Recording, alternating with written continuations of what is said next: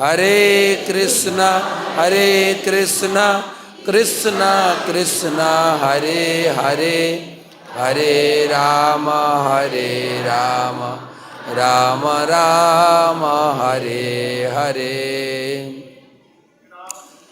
তো শুধু সজ্জন মণ্ডলী, মমতাময়ী মাতৃমণ্ডলী, আমরা এসেছি এই ব্রহ্মাণ্ডের সর্বশ্রেষ্ঠ স্থান যোগপীঠ, যেখানে পরমেশ্বর ভগবান কৃষ্ণ এই ভূমিতে যোগ দিয়েছিলেন, উপর থেকে এসে এখানে অবতীর্ণ হয়েছিলেন, যার জন্য এই স্থানের নাম হচ্ছে যোগপীঠ। সেই জন্য নিম গাছের গোড়ায় লেখা আছে, দেখবেন, নবদ্বীপ হেন গ্রাম ত্রিভুবনে নাই। বলুন তো, যথায় জন্মিলেন চৈতন্য গোসাই। ত্রিভুবন, ত্রিভুবন মানে স্বর্গ মর্ত পাতাল সব জায়গার মধ্যে সর্বশ্রেষ্ঠ স্থান। আরেকবার, নবদ্বীপ হেন গ্রাম ত্রিভুবনে নাই, যথায় জন্মিলেন চৈতন্য গোসাই। আবার আরেকটা জায়গায় লেখা আছে, নবদ্বীপ মধ্যে মায়াপুর নামে স্থান, বা না মায়াপুর নামে গ্রাম, গ্রাম না স্থান, গ্রাম। নবদ্বীপ মধ্যে মায়াপুর নামে গ্রাম, যথায় জন্মিলেন চৈতন্য ভগবান। তো চৈতন্য মহাপ্রভুর জন্মস্থান এখানে। চৈতন্য মহাপ্রভু 24 বছর ছিলেন। সারা ব্রহ্মাণ্ডকে ভাগবতমে 7টা ভাগে ভাগ করেছেন, যে সপ্ত মহাদেশ বলে না, তার ভিতরে একটা মহাদেশ আমাদের জম্বুদ্বীপ। জম্বুদ্বীপের আবার 9টা বর্ষ আছে। আমরা একটা বর্ষে বাস করি। কোন বর্ষে? ভারতবর্ষে। আমরা ভারতবর্ষে বাস করি। শাস্ত্রে বলা হয়েছে পুরো ব্রহ্মাণ্ডের মধ্যে ভারতবর্ষ হচ্ছে শ্রেষ্ঠ। ভারতবর্ষে, ভারত ভূমিতে মনুষ্য জন্ম হইল, যার জন্ম সার্থক করি কর পর উপকার। তো ভারত শ্রেষ্ঠ। ভারতের ভিতরে অনেকগুলো রাজ্য রয়েছে, তার ভিতরে পশ্চিমবঙ্গ রাজ্য। কেননা কলিযুগে ভগবান চৈতন্য মহাপ্রভু এখানে জন্মেছিলেন। প্রভুপাদও বাংলায় এসে না, ভক্তি সিদ্ধান্ত সরস্বতী ঠাকুর ছিল প্রভুপাদও বাংলায়, ভক্তিবিনী ঠাকুর বাংলায়, সব বাংলায় এসেছেন। বাংলার মধ্যে নদিয়া জেলা, নদিয়া জেলায় আবার অনেকগুলো ব্লক থানা আছে, তার ভিতরে এই মায়াপুর। মায়াপুরের ভিতরে মায়াপুর বা নবদ্বীপ, নবদ্বীপ একটা পদ্মের মতো। পদ্মের মাঝখানে যে কুড়ি আছে সেটা হচ্ছে যোগপীঠ। তার চারিদিকে পদ্মের 8টা পাপড়ি হচ্ছে 8টা দ্বীপ। নবদ্বীপ মানে 9টা দ্বীপ। তো সেই সর্বশ্রেষ্ঠ স্থানে আমরা এসে উপস্থিত হয়েছি। আর আমরাও সারা জগতে লোকের মধ্যে ভাগ্যবান, ভাগ্যবতী। হরি বল। কেননা সেই চৈতন্য মহাপ্রভুর জন্মস্থানে ভারত ভূমিতে মনুষ্য জন্ম হইল, যার জন্ম সার্থক। ভারতে জন্মগ্রহণ করলেই জন্ম সার্থক। এবারে পরের উপকার করতে হবে, ঠিক আছে? পরের উপকার কিভাবে করবেন? মহাপ্রভু বলে গেছেন, যারে দেখো তারে কহ কৃষ্ণ উপদেশ। মানে কি বলবেন? যার সঙ্গে দেখা হবে কি বলবেন?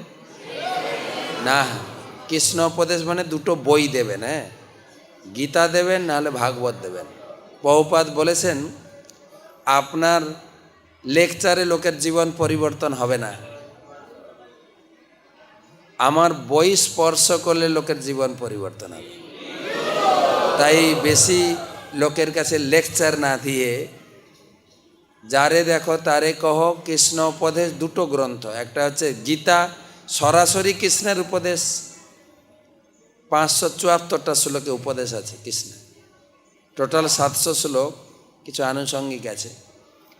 আর ভাগবতম হচ্ছে কৃষ্ণ সম্বন্ধীয় উপদেশ। ভাগবতম, গীতা হচ্ছে আইন গ্রন্থ বা ইংরেজিতে বলে ল বুক, আর ভাগবতম হচ্ছে রস ভরা হাঁড়ি, রসমালয়। গীতাকে ভালো করে বুঝতে গেলে ভাগবতম পড়তে হয়। ভাগবতম হচ্ছে শুধু কাহিনী, গল্প, কাহিনী।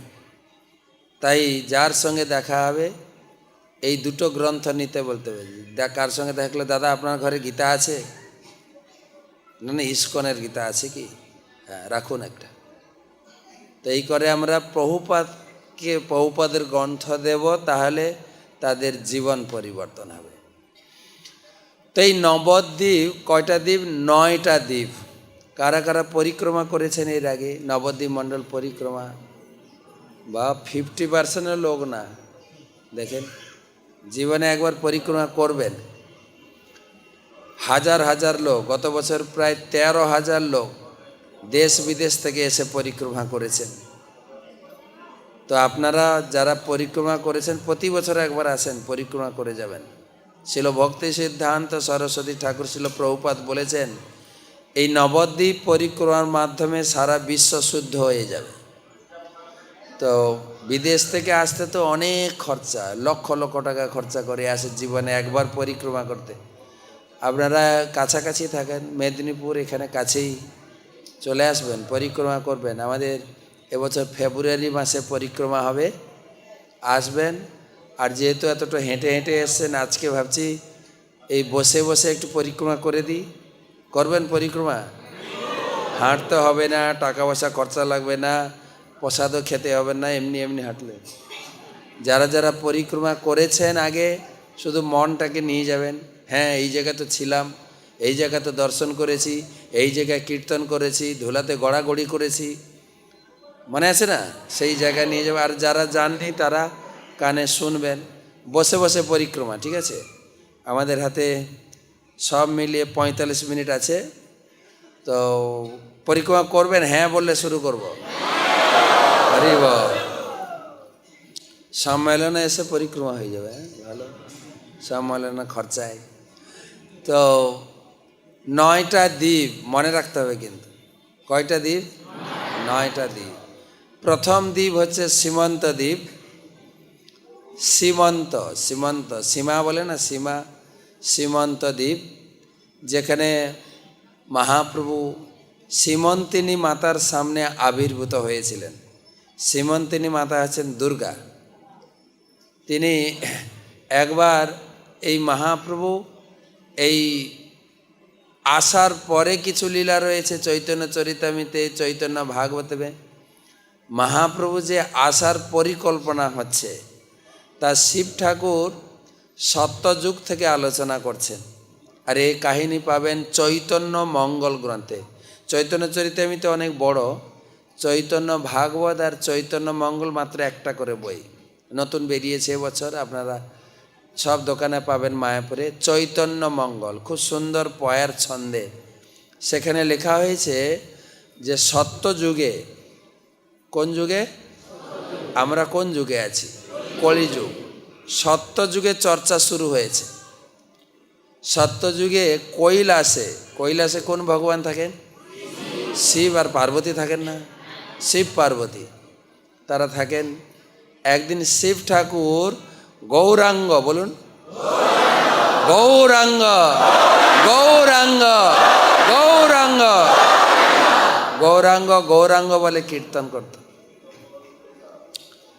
অনেকক্ষণ কীর্তন করছেন, গৌরাঙ্গ, গৌরাঙ্গ, গৌরাঙ্গ, বলুন গৌরাঙ্গ, গৌরাঙ্গ, গৌরাঙ্গ, গৌরাঙ্গ। আর শিব ঠাকুর নৃত্য করছেন, ঝরঝর করে চোখে জল ঝরছে আনন্দে, আনন্দাশ্রু। পার্বতী দূর থেকে দেখছেন প্রভুর নাচ আজকে একটু বেতালে চলছে, এত আনন্দ প্রভুর শরীরে। তো প্রভু যখন নৃত্য বন্ধ করলেন, পার্বতী জিজ্ঞাসা করছেন, প্রভু প্রতিদিন আপনি ঘরে ভগবানের নাম কীর্তন করেন, নাচেন, আজকের নাচটা একটু অন্যরকম ছিল, খুব আনন্দ শরীরে, দিব্য ভাবাবেগে আপনি নাচছেন। তো এত আনন্দ আমি জীবনে দেখি নাই। আর একটা কথা আছে, আপনি যে নাম কীর্তন করছেন, আপনি প্রতিদিন ভগবানের অনেক নাম কীর্তন করেন, কৃষ্ণ, গোবিন্দ, মুকুন্দ, জনার্দন, পুরুষোত্তম, হরি, কিন্তু আজকে একটা নতুন নাম গাইছেন, কি? গৌর। জোরে জোরে, গৌরাঙ্গ। তো এই গৌরাঙ্গ নাম তো আমি আগে শুনি নাই। আমরা বাঙালিরাও, যদিও মহাপ্রভু বাংলায় আবির্ভূত হয়েছেন, শুধু জানতাম গৌরনীতা এসেছিল জগাই মাধাইকে উদ্ধার করেছিল, তার থেকে বেশি আর জানতাম না। প্রভুপাদ আমাদের শিখিয়েছেন গৌরনীতাই কে। তিনি পতিত পাবন করুণাময় মূর্তি। পার্বতীও বলছেন আমি গৌরাঙ্গ মহাপ্রভু শুনি না। শুনবে কি করে? গৌরাঙ্গ মহাপ্রভু আসেইনি তো শুনবে কি করে? আসবেন কলিযুগে, চর্চা শুরু হয়েছে সপ্তযুগে। তখন শিব ঠাকুর বলছেন যে ঠিক আছে বসো, সেই গৌরাঙ্গ সম্পর্কে আমি তোমাকে বলবো। তো শিব ঠাকুরের তো ঘর নেই, জানেন তো। তার আশীর্বাদে শিব ভক্তদের টাকা পয়সা, ঘর বাড়ি সব কিছু আছে, শিব ঠাকুরের ঘর নেই। শিব ঠাকুর থাকেন কোথায়? শ্মশানে থাকেন। শ্মশানে সবাই জানে কোথায় থাকেন, শ্মশানে থাকেন। সে আর কোথায় হরি কথা বলবে বলে চলো গাছের গোড়ায় বসে তোমাকে গৌরাঙ্গ মহাপ্রভু সম্পর্কে বলাব, গৌরাঙ্গ মহাপ্রভু। তো তখন শিব ঠাকুর বলছেন যে ভগবান এই জগতে আসেন তার তিনটা কারণ। পরিত্রাণ, একসঙ্গে শ্লোকটা যদি মুখস্থ থাকে একসঙ্গে বলবেন। পরিত্রাণায় সাধূনাম বিনাশায়শ্চ দুষ্কৃতাম ধর্ম সংস্থাপনার্থায় সম্ভবামি যুগে যুগে। প্রতিদিন একটা করে শ্লোক পড়বেন গীতায়। হ্যাঁ, গীতা মাহাত্ম্যে বলা হয়েছে দেবকী নন্দন কৃষ্ণ গীতা পাঠেন তুষ্যতি যথা ন বেদৈ দানেন যজ্ঞ তীর্থ ব্রতাদিবি। গীতা পাঠে ভগবান কৃষ্ণ এতটা সন্তুষ্ট হন, দান ব্রত তপস্যায়ও এত সন্তুষ্ট হন না। প্রতিদিন আমি সকাল 5টায় 3 মিনিটের গীতা পড়ি, আপনারা আমার সঙ্গে পড়তে পারেন। 3 মিনিট গীতা, তিলক করতে করতে আপনার গীতা পাঠ হয়ে যাবে। আমার নাম সার্চ করবেন, ওখানে চলে আসবে, আপনার কাছে পৌঁছে যাবে।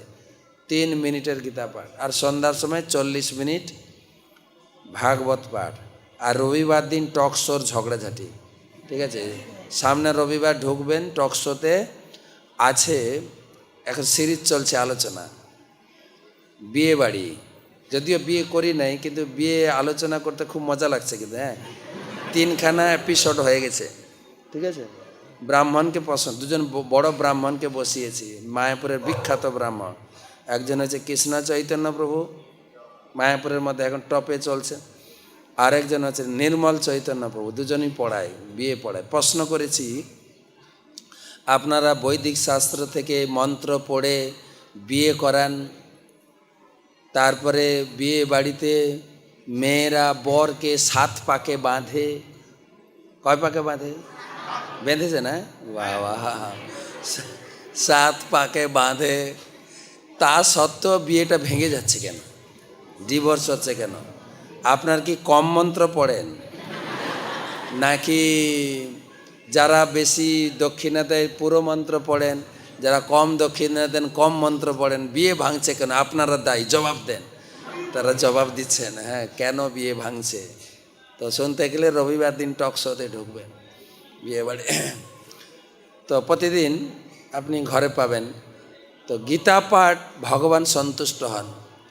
তাই আরেকবার উচ্চারণ করি, পরিত্রাণায় সাধূনাম বিনাশায়শ্চ দুষ্কৃতাম ধর্ম সংস্থাপনার্থায় সম্ভবামি যুগে যুগে। ভগবান শিব ঠাকুর বলছেন ভগবান ধরাধামে অবতীর্ণ হন 3টে কাজের জন্য। পরিত্রাণায় সাধূনাম, সাধুদের আনন্দ দানের জন্য বা সাধুদের রক্ষা করার জন্য। আর অসুর বিনাশ, আর 3 নম্বর কাজ হচ্ছে ধর্ম সংস্থাপন। কিন্তু চৈতন্য মহাপ্রভু আসবেন, দুটো কাজ করবেন, তিনটা না।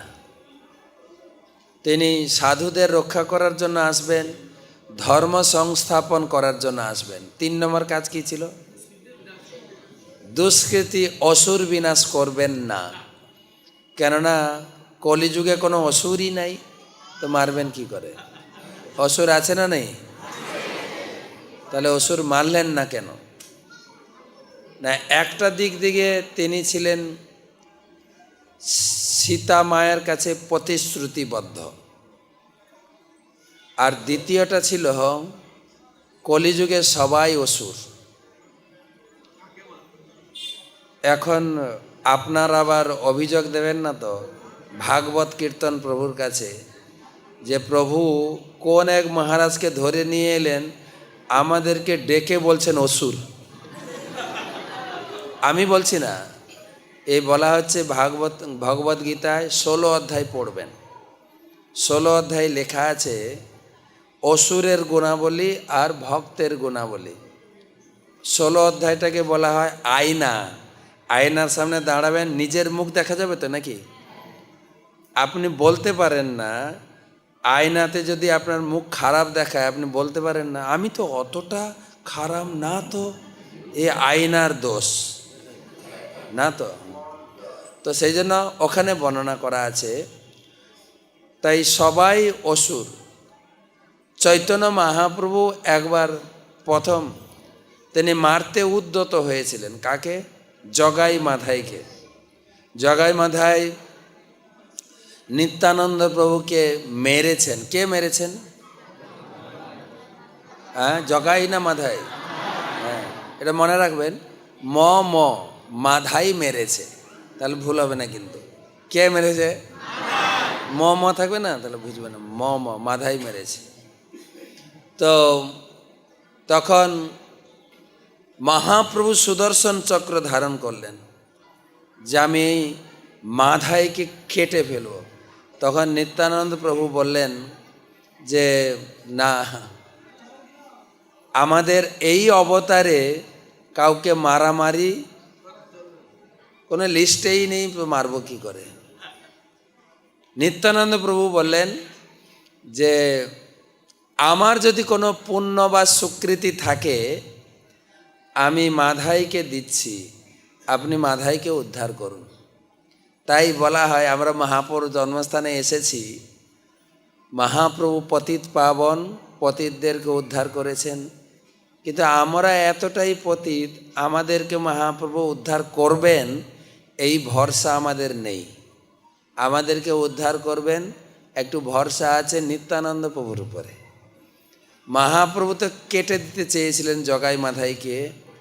আর কবিরাজ গোস্বামী চৈতন্য চরিতামৃতে লিখলেন কেবল ওনারা জগাই মাধাই না, আমরা সবাই জগাই মাধাই। আবার এটাও অভিযোগ হবে না তো আমাদেরকে জগাই মাধাই বলছে মহারাজ। কবিরাজ গোস্বামী বলেছেন জগৎ ভরিয়া গেছে জগাই মাধাই। তখন তো একটা ছিল, এখন সারা জগতে আমরা জগাই মাধাই। বলুন তো আমরা এখন না হয় এই নাম হট্টের সঙ্গে যুক্ত হয়ে আমরা ভগবানের প্রসাদ খাচ্ছি, জীবনকে শুদ্ধ করার জন্য আমরা হরি নাম করছি, কিছু খারাপ কথা মুখ থেকে বেরোতে গেলে দম আটকে যায় না, এতটা খারাপ বলা উচিত নয়। আগে কি ভাষা বলতাম, কি খেতাম, কীরকম আচরণ করতাম, জগাই মাধাইয়ের মতো না। জগাই মাধাইয়ের মতো যদি 5 আঙ্গুলের সেবা না করে থাকি, আমরা কেউ কেউ 1 আঙ্গুলের সেবা করতাম, খৈনি 2 আঙ্গুলের সেবা করতাম, তারপরে কেউ কেউ 5 আঙ্গুলের সেবা করতাম, মাছ মাংস কি না খেতাম, ছোটোখাটো জগাই মাধাই না কি? বা কি আনন্দ সহকারে বলছে অরিব জগাই মাধাই ছিল।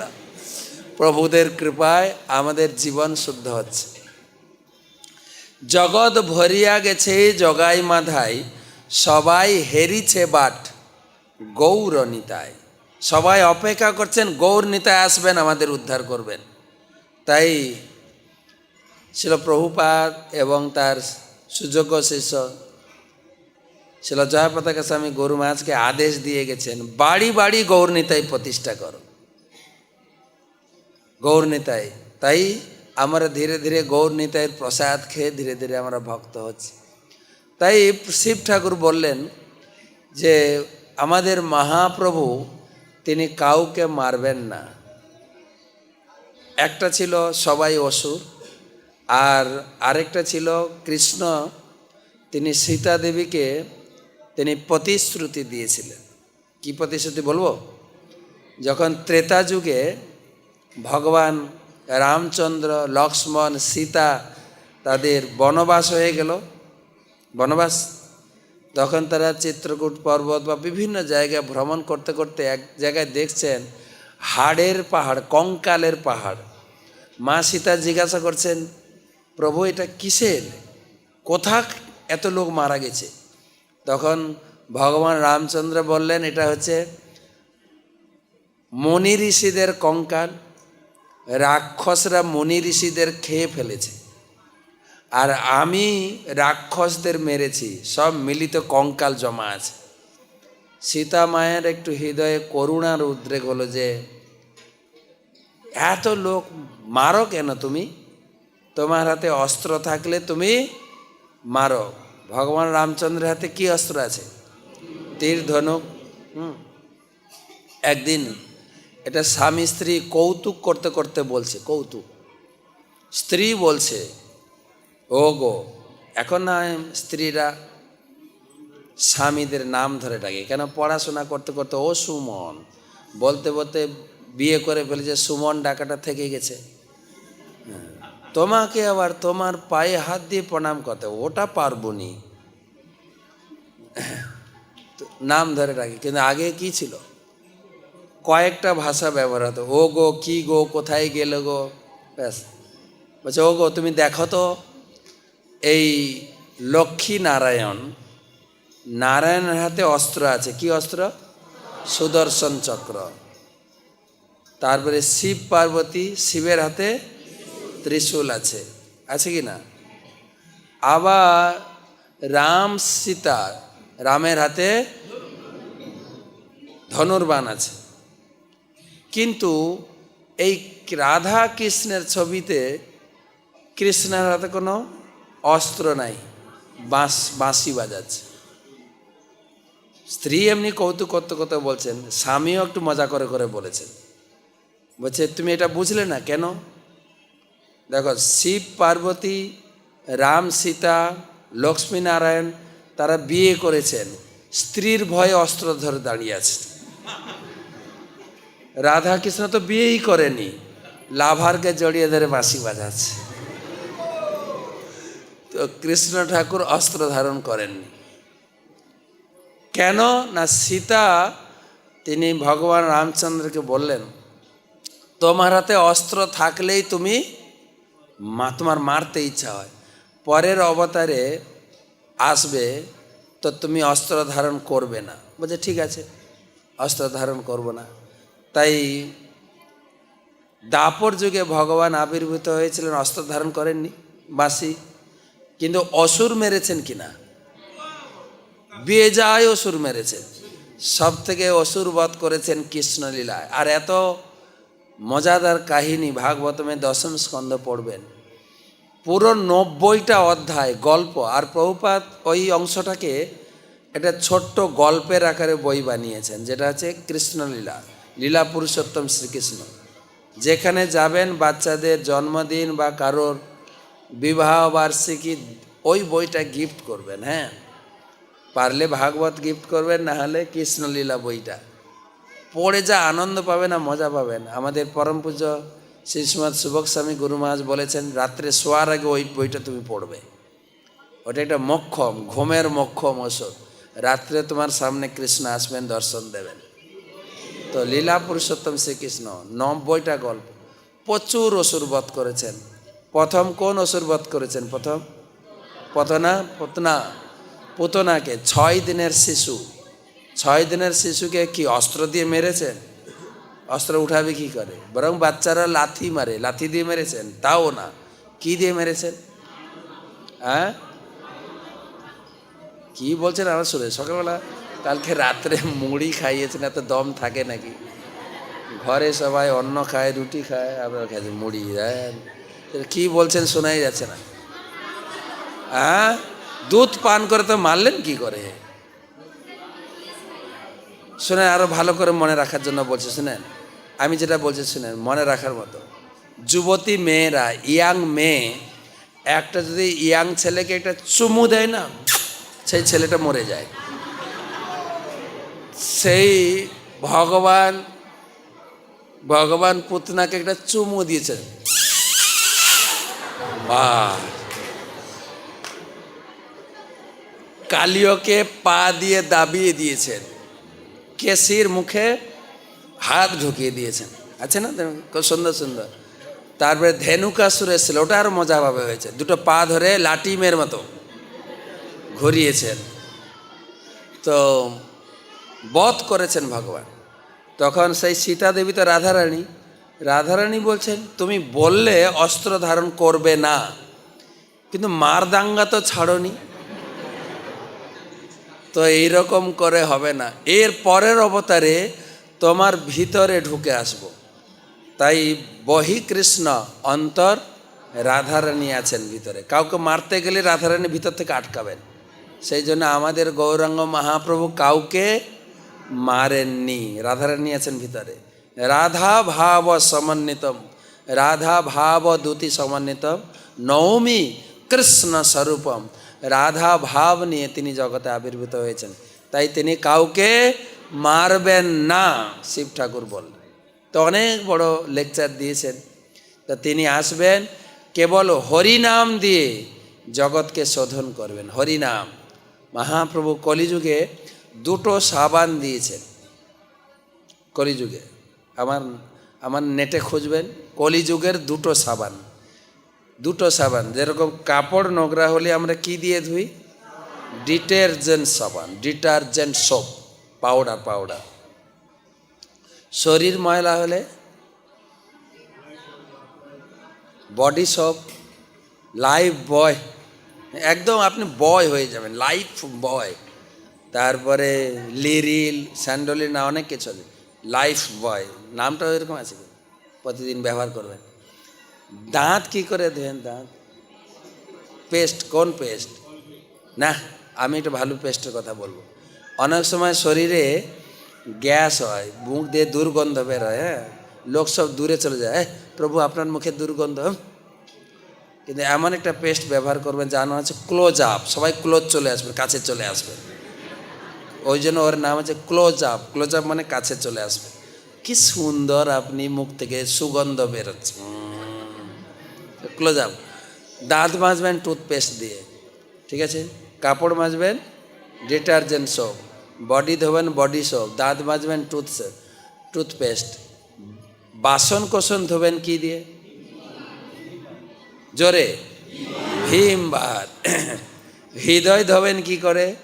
দুটো সাবান, একটা হচ্ছে হরিনাম, চেত দর্পণ মার্জনম ভব মহাদাবাগ্নি নির্বাব। চিত্তরূপ দর্পণকে মাজতে হবে। হরিনামের মালা নিয়ে বসে জপ করবেন, যেই নাম সেই কৃষ্ণ ভজ নিষ্ঠা করি।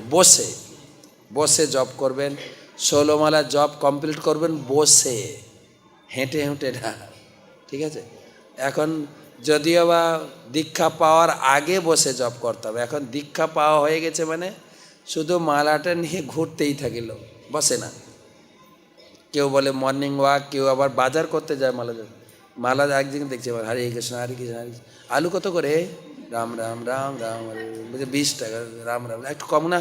রাম রাম রাম 2 কিলো দিয়ে দাও, রাম রাম রাম 2 কিলো দিয়ে দাও। এইভাবে আমরা হরিনাম করি, ঠিক কিনা বলি? ঠিক। তাহলে কী করে হরিকে পাবো? ইস্কন শিখিয়েছে তা নয়, আমরা ইস্কনে আসার আগে পড়েছি, যেই নাম সেই কৃষ্ণ ভজনিষ্ঠ। বসে জপ করবেন, চেত দর্পণ মার্জনম। বাসন আমরা মাজি না ধুই? মাজি তারপরে ধুই। তো বসে নিষ্ঠা সহকারে জপ করতে হবে প্রত্যেকে, তবে না আমরা ভগবানকে লাভ করার আশা করতে পারি। না হলে তো দীক্ষা হয়ে গেছে, দেখবেন আপনি নিজে অনুভব করে যে দীক্ষার আগে নামের প্রতি, ভগবানের প্রতি, সাধুদের প্রতি যা শ্রদ্ধা ছিল ধীরে ধীরে কমছে। আগেকার মতো না প্রভুরা এখন নেই, আমাদের এত ভালোবাসে না, বলে কিনা লোকে। মানে শ্রদ্ধা কমছে তো, নিষ্ঠা ভরে নাম জপ করছে। মহাপ্রভু বলেছেন ইহা হইতে সর্বসিদ্ধি হইবে সবার। সবার জন্য একই রুটিন না হতে পারে। যারা প্রভুরা আছেন মঙ্গল আরতি করবেন, মঙ্গল আরতির পরে জপ করবেন বসে, যতটুকু আপনার সময় আছে। যদি পারেন 2 ঘন্টা 16 মালা কমপ্লিট করবেন, নাহলে 8 মালা করুন, নাহলে 4 মালা তো কমপক্ষে করুন, বাকিটা হেঁটে হেঁটে করলেন। মায়েরা আছেন, সকালে রান্না আছে, রান্না করবেন, বাচ্চারা পড়তে যাবে, প্রভুরা দোকানে যাবে কি চাকরিতে যাবে, মাঠে যাবে, ঘর খালি, তখন আপনি বসে জব করবেন। আপনার জবটা পরে মোবাইলের ঘাটটা টিপে বন্ধ করবে, দিয়ে 2 ঘন্টা জব করবেন, তার ফ্রেশ বাড়ির কাজ করবেন। জব একটা হচ্ছে হরিনাম জব, দ্বিতীয়টা হচ্ছে ভাগবত শ্রবণ। শৃণথা সকথা কৃষ্ণ পুণ্য শ্রবণ কীর্তন হৃদয়ন্তস্থ অভদ্রাণী বিধুনতি সহিষ্ণুতা। ভাগবত শ্রবণ করতে করতে হৃদয় ধুয়ে পরিষ্কার হয়ে যাবে, তখন হৃদয় আয়নাতে ভগবানকে দর্শন করতে পারবে। সদ্য হৃদয় অবরুদ্ধতে অত্র কৃতবী শুশ্রূষবি তৎক্ষণাৎ। তখন হৃদয়ে ভগবান আপনার হৃদয় ছেড়ে আর যাবেন না। এবং আচার্যগণ গেয়েছেন তোমার হৃদয়ে সদা, তারপরে গোবিন্দ, ভক্তের হৃদয়ে গোবিন্দ বিশ্রাম করবে, তখন আসবে। তো মহাপ্রভু কাউকে বধ করবেন না। এটা শুনে অনেক আরও বড় লীলা আছেন। চৈতন্য মঙ্গল গ্রন্থটা নিয়ে যাবেন, চৈতন্য মঙ্গল, একটা খণ্ড, অল্প দাম। তো সেখানে অনেক বিস্তার লেকচার আছে শিব ঠাকুরের। শিব ঠাকুর লেকচার দিতে পছন্দ করেন, শিব ঠাকুর শুনতে পছন্দ করেন। তাই শিব ঠাকুর ভাগবত কথা শোনার জন্য নবদ্বীপে এসেছিলেন, সে কাহিনীও আছে। কৈলাস ছেড়ে, কেননা এই ভাগবত কৈলাসে নেই, সত্যলোকে নেই, মানে ব্রহ্মলোকে নেই, আর বৈকুণ্ঠে নেই। ন সত্যে চ কৈলাসে বৈকুণ্ঠে নাস্তি অয়ং রস। এই ভাগবত বৈকুণ্ঠে নাই, কৈলাসে নাই, স্বর্গলোকে নেই, ব্রহ্মলোকে নেই। তাই শিব ঠাকুর আসেন ভাগবত কথা শুনতে, এখানে 100 রূপে আছেন ভাগবত শোনার জন্য, যার নাম হচ্ছে হংস বাহন শিব। যারা পরিক্রমা করেছেন দেখেছেন। তো সেই শিব ঠাকুর অনেক বড় লেকচার দিয়েছেন, খুব সুন্দর কথা। পার্বতী শোনার পরে মনে করছেন তাহলে প্রভু আমাকে আশীর্বাদ করুন, আমি এখন থেকে গিয়ে নবদ্বীপে গিয়ে 2 কাঠা জমি কিনে ঘর বাড়ি বানিয়ে থাকি, আপনি আমাকে মন্ত্র দীক্ষা দেন। তো শিব ঠাকুরের কাছে গৌর মন্ত্র দীক্ষা নিয়ে পার্বতী এসেছিলেন সত্যযুগে। সেই স্থানে বসে তিনি গৌর মন্ত্র জপ করলেন। একটু সোজা হয়ে বসেন তো সবাই, হ্যাঁ, একদম ধ্যান মুদ্রাতে বসবেন, চোখের দৃষ্টি থাকবে নাকের ডগায়, হ্যাঁ, তাকান সবাই, হ্যাঁ, দিয়ে মন্ত্র জপ করবেন একসঙ্গে। গৌর গৌর গৌর গৌর, সবাই গৌর গৌর গৌর গৌর গৌর গৌর গৌর গৌর গৌর গৌর, আওয়াজ আসছে না তো? গৌর গৌর গৌর গৌর গৌর গৌর গৌরাঙ্গ গৌরাঙ্গ গৌরাঙ্গ গৌরাঙ্গ গৌরাঙ্গ গৌরাঙ্গ গৌরাঙ্গ গৌরাঙ্গ গৌরাঙ্গ গৌরাঙ্গ গৌরাঙ্গ গৌরাঙ্গ গৌরাঙ্গ মহাপ্রভু কি যায়। অনেক অনেক অনেক দিন, অনেক বছর, অনেক কল্প তিনি গৌর মন্ত্র জপ করলেন পার্বতী। গৌরাঙ্গ মহাপ্রভু তখন তা জন্মায়নি, সপার্শ্বদে পার্বতীর সামনে দর্শন দিলেন। পার্বতী দর্শন করলেন, আজানুলম্বিত ভুজৌ কনকাবদাত সংকীর্তনৈক পিতরৌ কমলায়তাক্ষ। মহাপ্রভুর শরীর, প্রকাণ্ড শরীর, আজানুলম্বিত, আমাদের হাত কোমর পর্যন্ত, মহাপ্রভুর হাত ছিল হাঁটু পর্যন্ত, আজানু লম্বিত। আর আকর্ণ বিস্তৃত চক্ষু, আমাদের চোখ এই পর্যন্ত, এতটা ফাঁকা আছে না, মহাপ্রভুর চোখ ছিল একদম আকর্ণ বিস্তৃত। আমাদের বাংলায় বলে না চোখ দুটো টানা টানা, একদম আকর্ণ বিস্তৃত। সেই মহাপ্রভুকে দর্শন করে পার্বতী দেবী প্রণাম করলেন, হাঁটু গেড়ে প্রণাম। আমাদের মতো এইরকম কি বলা যায়, হিন্দুরা করে না দণ্ডবোধ, না, হ্যাঁ, এই দণ্ডবোধ ইস্কন শিখিয়েছে। আমরা তো এরকমই করতাম। তো হাঁটু গেড়ে প্রণাম করেছেন। তখন মহাপ্রভু বললেন, দেবী কৈলাস ছেড়ে এখানে? বলে, আমি শুনেছি কলিযুগে আপনি এখানে আবির্ভূত হবেন, তাই আপনার লীলা আমি দর্শন করব। আমায় একটা মায়াপুরে ফ্ল্যাট ভাড়া করে দেন, আমি থাকব। তো পার্বতী দেবীকে, অনেক কথা আছে পার্বতীর সঙ্গে, পার্বতী দেবীকে মহাপ্রভু বললেন তথাস্তু। তাই পার্বতী দেবী এক স্বরূপে কৈলাসে আছেন, আরেক স্বরূপে তিনি এই মায়াপুরে রয়েছেন, নবদ্বীপে রয়েছেন। মা পার্বতী দেবী গৌরাঙ্গ মহাপ্রভুকে প্রণাম করলেন আবার, এবং প্রণাম করে গৌরাঙ্গ মহাপ্রভু চরণের ধুলি সিঁথিতে লাগিয়েছিলেন। মায়েরা সিঁদুর পরেছেন, এটাকে বলে সিঁথি, বা সংস্কৃতে বলে সীমন্ত। সীমন্ততে এই মহাপ্রভু বা নবদ্বীপের ধুলি লাগিয়েছিলেন, সেই জন্য তার নাম হলো সীমন্তিনী মাতা। একটু আগে বললাম না যে শিবের ঘর বাড়ি নেই, টাকা পয়সা নেই, বাঘ ছাল পরে থাকে, শ্মশানে মশানে যা কাপড় পাওয়া যায় পরে, একটু গরমের দিনে যে একটু পাউডার মাখবেন, তাও কেনার পয়সা নেই, পন্ডস পাউডার কিনবেন কোত্থেকে? তাই শ্মশানের ছাই ভস্ম মেখে রাখেন। আর সেই লোকটাকে আপনি ভরসা করেন যে স্ত্রীকে একটু খুকুমনের সিঁদুর কিনে দেবে? তাই পার্বতী নিজের ব্যবস্থা নিজে করেছেন, এখানে এসে ধুলি প্রতিদিন গ্রহণ করেন আর নিয়ে গেছেন ধুলি কৈলাসে। এখনও লোক, আপনি দেখবেন মহাপ্রভুর জন্মস্থান সেই নিম গাছ, নিম গাছের গোড়ায় যত লোক দর্শন করে একটু একটু মাটি নিতে নিতে প্রতি বছর 2 লরি মাটি ঢালতে হয়। পার্বতীর পদাঙ্ক অনুসরণ করে সেই মাটি সারা বিশ্বে যাচ্ছে, সারা বিশ্বে পার্বতী শিখিয়েছেন।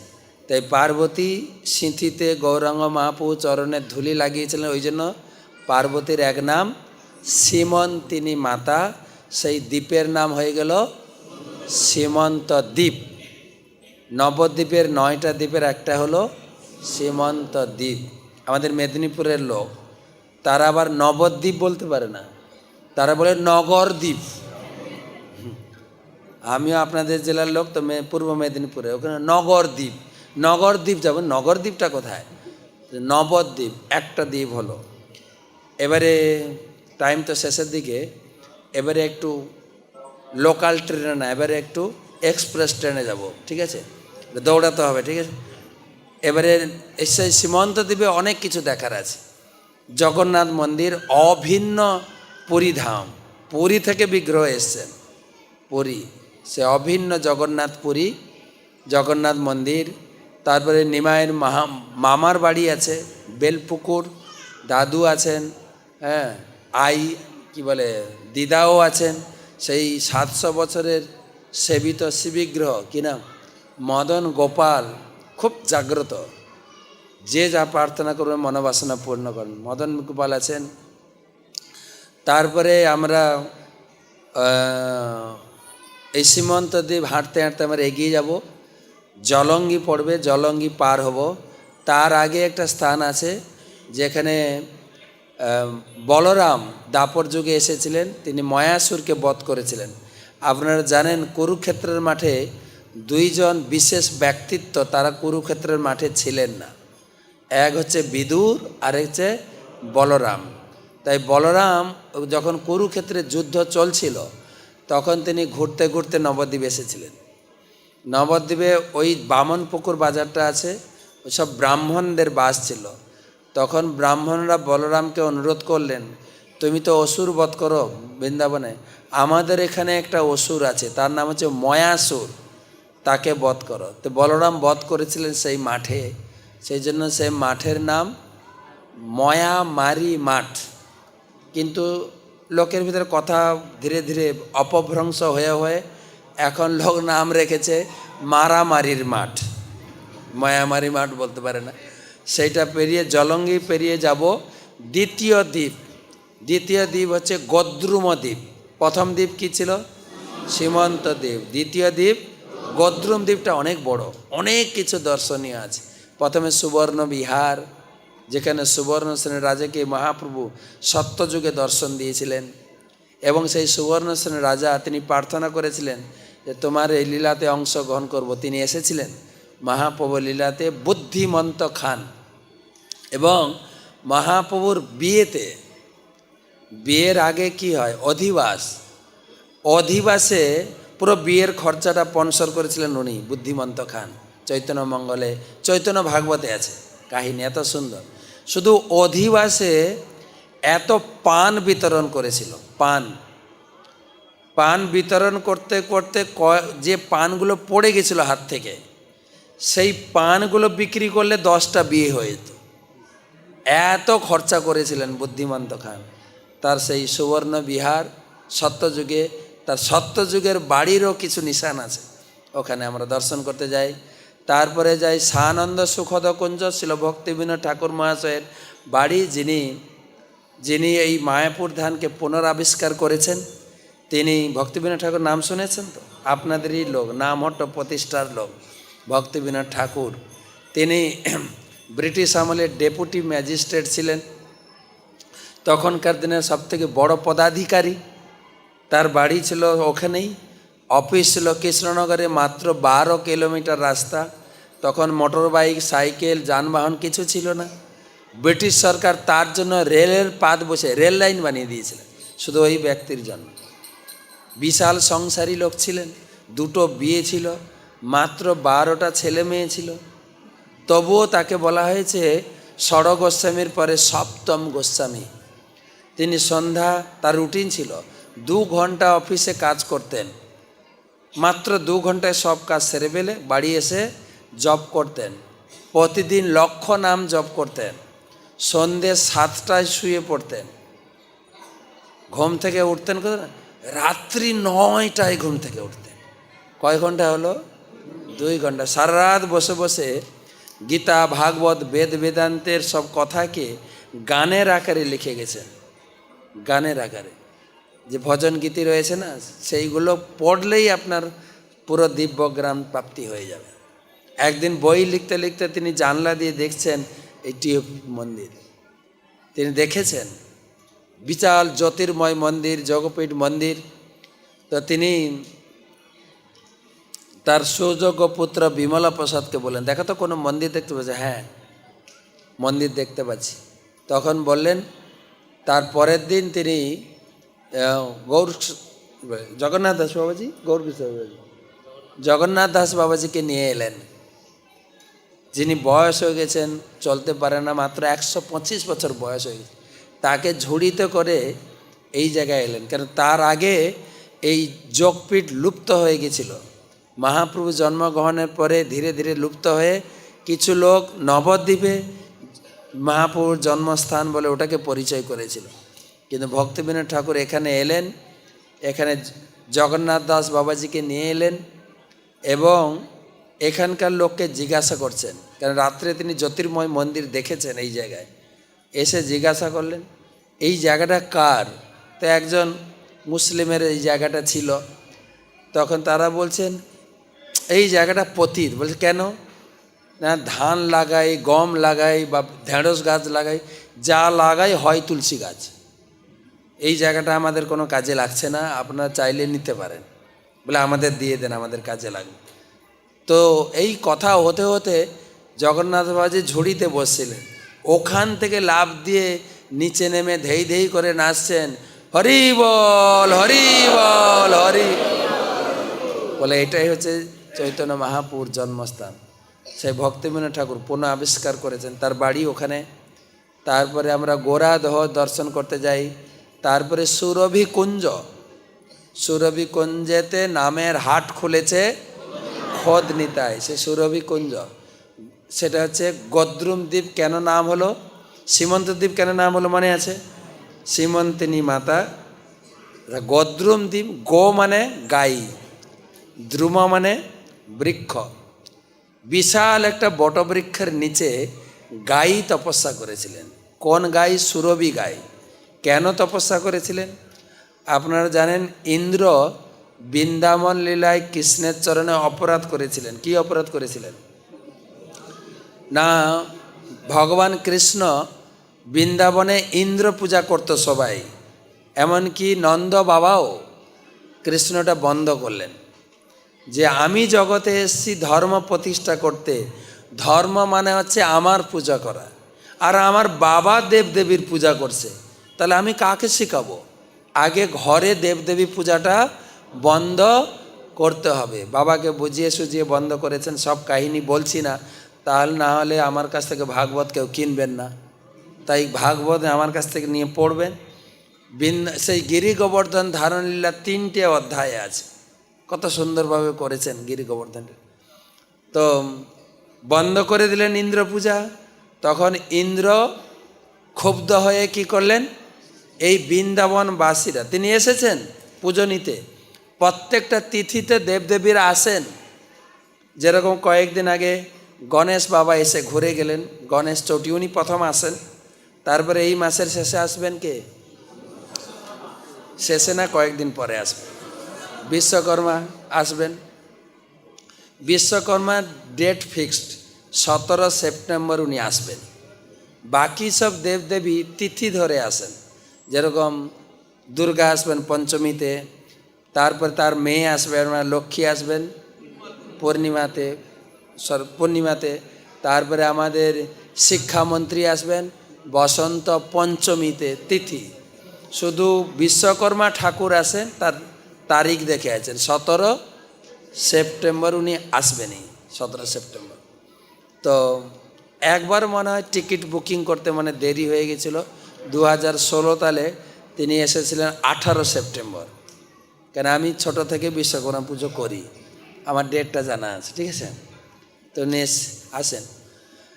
তো ইন্দ্র এসেছেন তার তিথিতে, দেখে যে এরা আমার পুজো করছে না, কার পুজো করছে? হ্যাঁ, গোবর্ধন। ইন্দ্র তো গোবর্ধন জানে না, ইন্দ্র বলছে এই পাহাড়ের পূজা করছে এরা। আর ওরা ঘোষ জাতি। আমাদের বাংলায় একটা কথা আছে না, ঘোষ 80 বছর না হলে বুদ্ধি খোলে না। কেউ ঘোষ থাকলে ক্ষমা করবে না। তো এরা আবার কি বুদ্ধু, আমার পূজা বাদ দিয়ে কার পূজা করছে? পাহাড়ের পূজা করছে। আমি এদের দেখাবো মজা। তার যা ক্ষমতা ছিল, ক্ষমতা প্রয়োগ করেছেন। বর্ষা, বজ্রপাত, ঝড় সব একসঙ্গে। তখন বৃন্দাবনবাসীরা সব ছুটছেন কৃষ্ণের কাছে। কৃষ্ণ বলুন, কৃষ্ণ কৃষ্ণ কৃষ্ণ কৃষ্ণ। কৃষ্ণ বলছেন কি হলো? বলে তোমার জন্য আমরা ইন্দ্র পূজা বন্ধ করেছি। দেখো ইন্দ্র কিভাবে আমাদের হয়রানি করছেন। গীতায় ভগবান বলেছেন যে যা পূজা অর্চনা করছে বন্ধ করো। কোন শ্লোকে? সর্বধর্মান, সব পূজা বন্ধ করো, কেবল আমার পূজা করো। তোমার পিছনে যদি কোনো দেবদেবী লেগে যায় আমি ঠেকাবো বলেছেন। মা সূচ মানে কোনো অনুশোচনা করো না, আমি তোমাকে রক্ষা করবো। দেখেন গীতায় বলেছেন, বৃন্দাবনে করে দেখাচ্ছেন। আমরা এত দেবদেবীর কঠিনভাবে বা তপস্যা করে পুজো করি না যে দেবদেবীরা আমার কাছে আসেন। বৃন্দাবনবাসীরা করতো।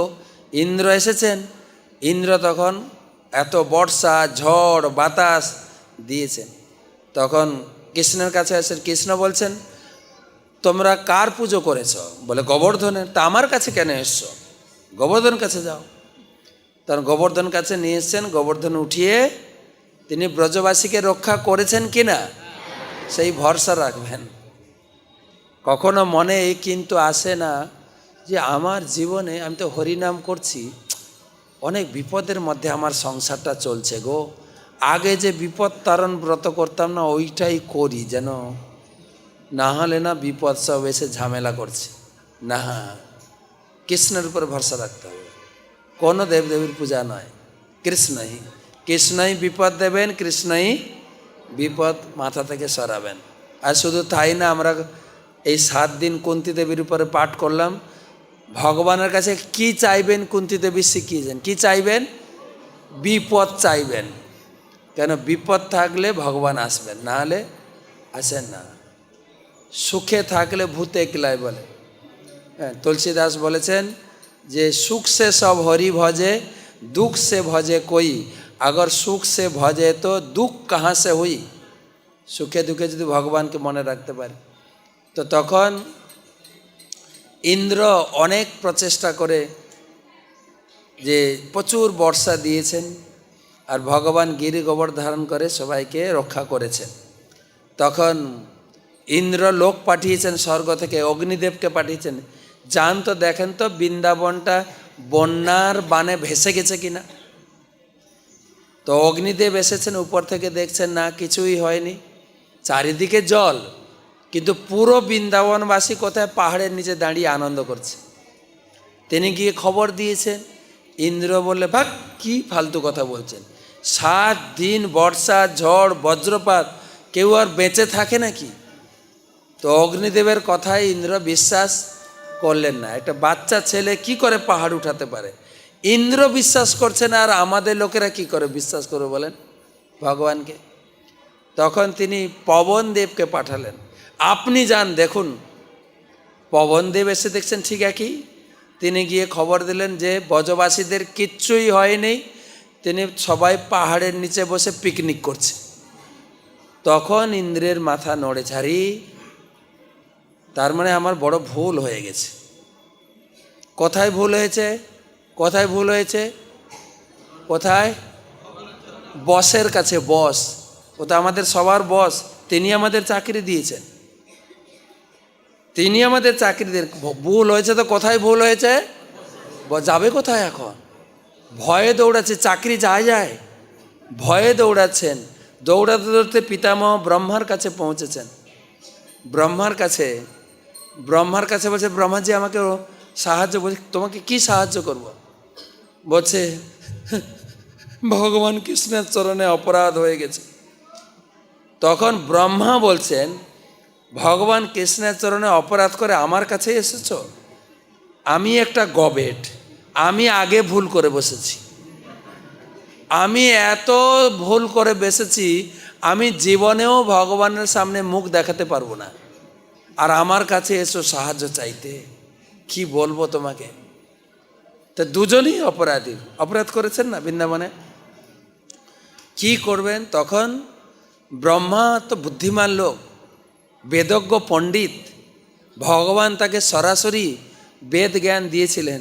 সেই ব্রহ্মা তার বুদ্ধি দিয়ে বললেন, একটা উপায় আছে, আমি তো তোমার হয়ে সামনে যেতে পারবো না, কিন্তু তুমি যাবে, একটা উপায় বলে দিচ্ছি। ভগবান কৃষ্ণ নম ব্রাহ্মণ দেবায় গো ব্রাহ্মণ হিতায় চ জগদ্ধিতায় কৃষ্ণায়। তিনি ব্রাহ্মণ এবং গাভীদের হিতাকাঙ্ক্ষী। এই আমাদের স্বর্গের যে গাই আছে, কি গাই? সুরভি গাই। সুরভি গাই নিয়ে যাও, দিয়ে ভগবানের কাছে ক্ষমা চাও। কীরকম ক্ষমা চাইবে?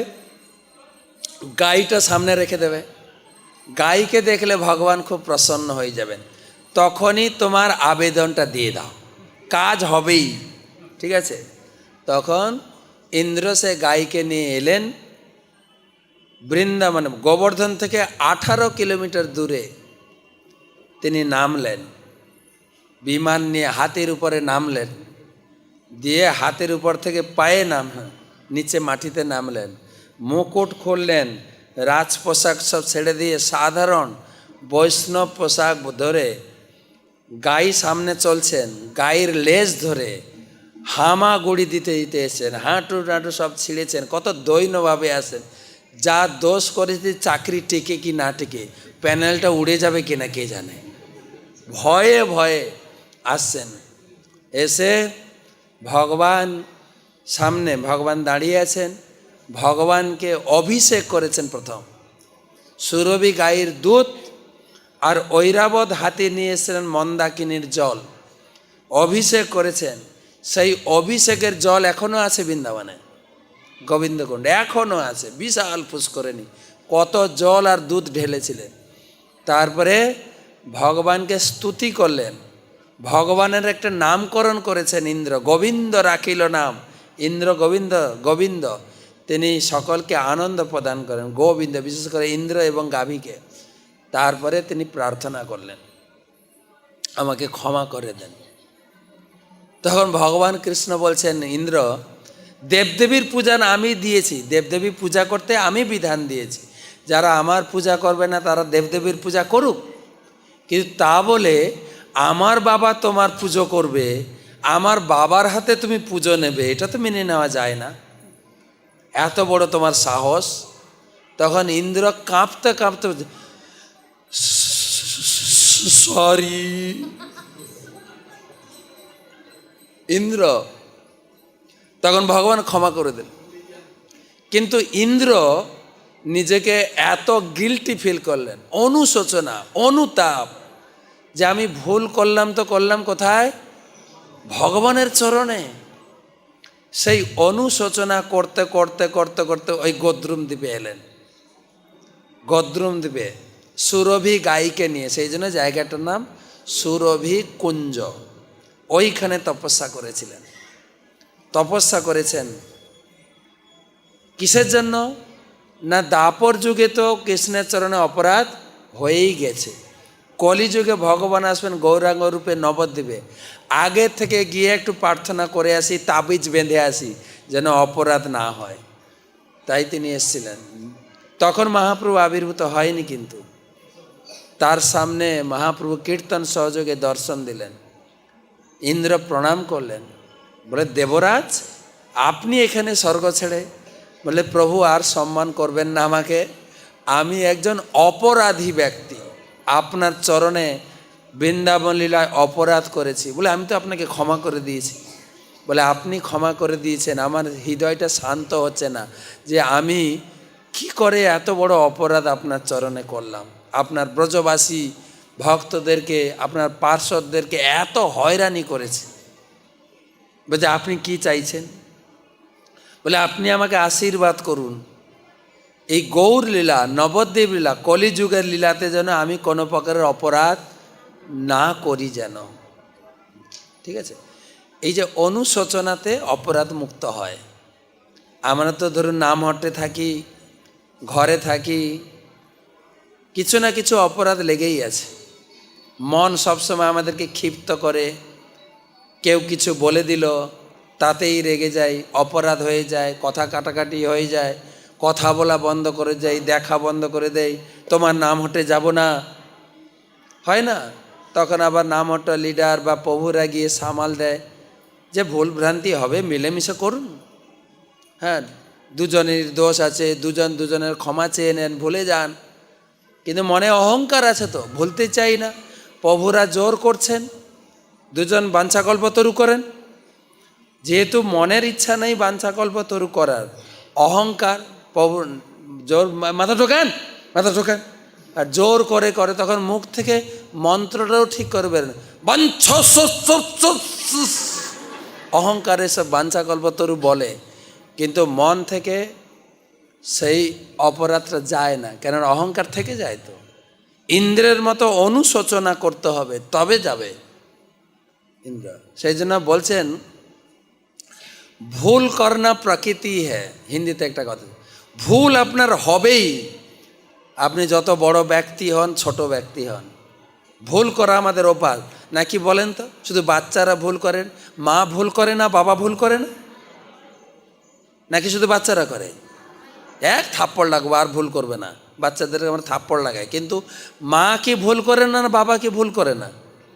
ভুল হোনা, ভুল করাটা স্বভাব, ভুল হোনা প্রকৃতি হ্যাঁ, মান লেনা সংস্কৃতি, মানে মান লেনা সংস্কৃতি হ্যাঁ। কেউ যদি আপনাকে ধরিয়ে দেয়, মাতাজি আপনার ভুল, প্রভু আপনার এটা ভুল হয়েছে, যদি আপনি মেনে নেন, হ্যাঁ প্রভু যা আপনি যা বলেছেন ঠিক, আমার এটা বলা উচিত হয়নি, আমার এটা করা উচিত, এইটা যদি মেনে নেন, আপনি সভ্য মানুষ, সংস্কৃতিবান মানুষ। হিন্দিতে বলছেন ভুল হোনা প্রকৃতি হ্যাঁ, मान लेना संस्कृति है। बोलें तो भूल होना प्रकृति है, मान लेना संस्कृति है। এবারে সুধার লেনা, এই যদি আপনি শুধরে যান, না এরকম ভুল করা উচিত না, আমি আর এরকম কোনোদিন এই কথা বলবো না, এইরকম আচরণ করছি, শুধরে নেন, সুধার লেনা প্রগতি হ্যায়। যদি শুধরে নেন ভক্তি জীবনে ঝপঝপ করে উঠবেন উপরের দিকে। তাই ইন্দ্র দেখালেন, হে প্রভু আপনি আমাকে ক্ষমা করে দিয়েছেন, কিন্তু আমার হৃদয় থেকে সেই ত্রুটি যে আমি করেছি সেটা যাচ্ছে না।